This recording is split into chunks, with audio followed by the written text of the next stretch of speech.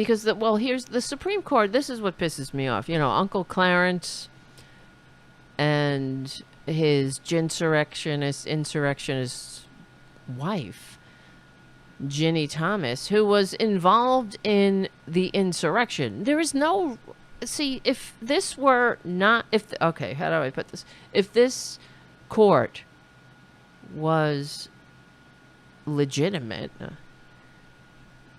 Uncle Clarence would recuse himself from every single case involving January 6th because his wife is an insurrectionist.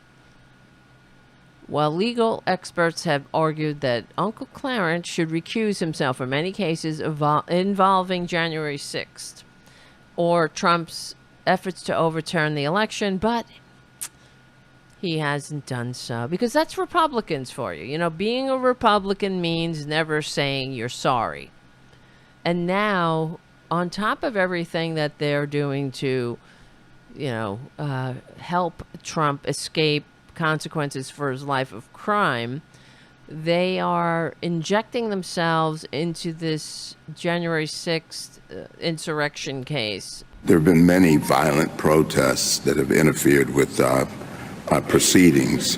Has the government applied this provision to other protests in the past? How dare Would you? a sit-in that disrupts a trial or access to a federal courthouse qualify?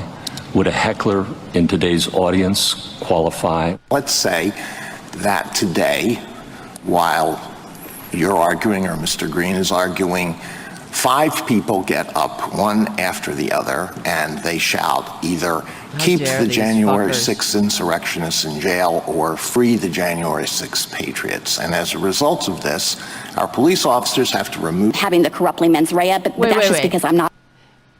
You see, free the January 6th patriots. See how he phrased that? And the fact is, there's never been a case like this because there's never been a time where a bunch of morons on based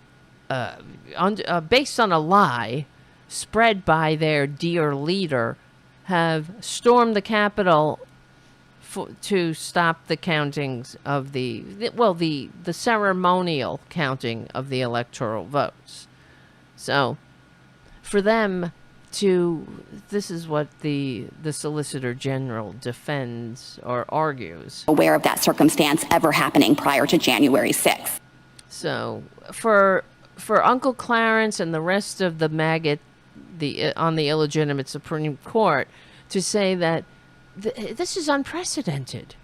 This is another thing that I keep hearing in general as far as the corporate media and in the courts. This is what they keep saying, that it's unprecedented for a president to be put up on charges during an election. It's unprecedented. Well, it's unprecedented for the con man to assume that just because he announced that he wants to run to squat in the White House again, despite receiving fewer votes, that he can escape the consequences for the crimes he committed to remain in office.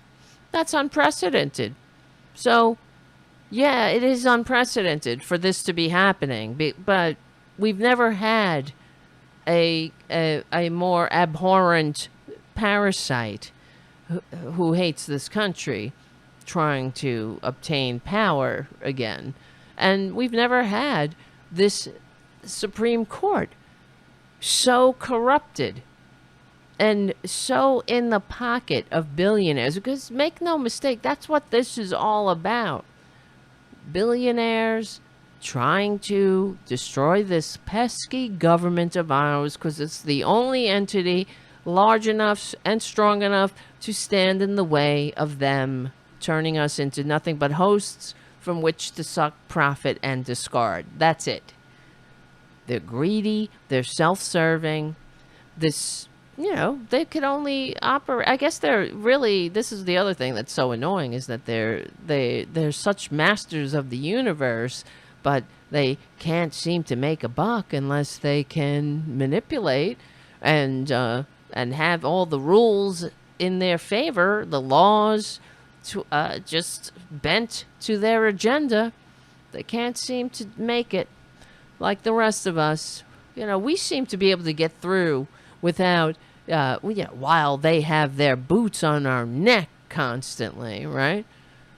But this Supreme Court is so corrupted, and something has to be done about it, frankly.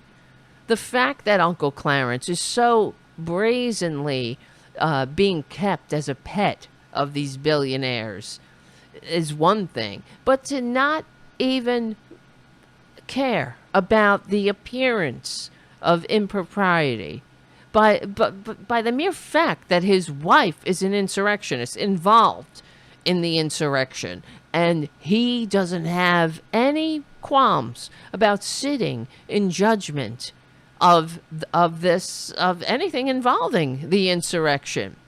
It's unbelievable. But this Supreme Court is just another case in point. It is illegitimate, like the courts in Nazi Germany. This is part of the, I know before this Supreme Court was fully corrupted through Moscow, Mitch McConnell, and Traitor Trump. This has been a long process and a project of the billionaire class, like the Federalist Society.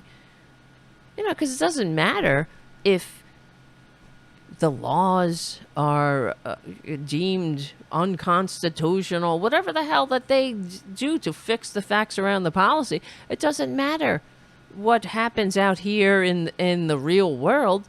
If once it gets to court, it gets to be nullified. If we pass laws and they get to say, well, that's unconstitutional, and here's why, and then they go pick and cherry pick. It was just like any clever old priest that used to justify slavery by picking and choosing whatever they want out of the Bible.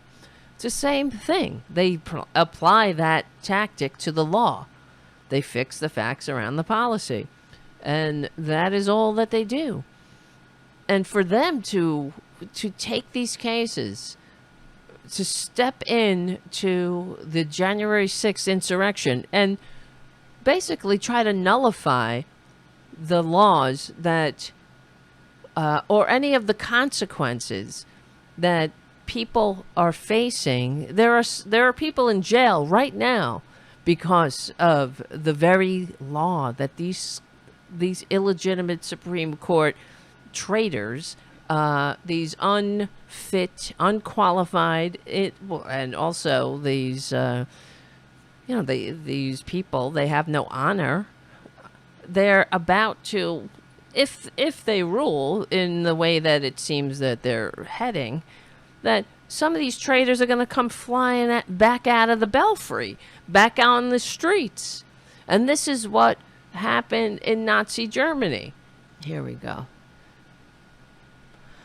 So, yes, the Nazi, and this is what I've been talking about all along, about the courts. This is the problem that I wish, instead of the corporate media talking about how, both sides are the same, or up in the polls, down in the polls, they would do stories on how the Nazis, for example, also systematically corrupted the German legal system as they rose to power. That's why we should be very, very concerned, because they're following that playbook.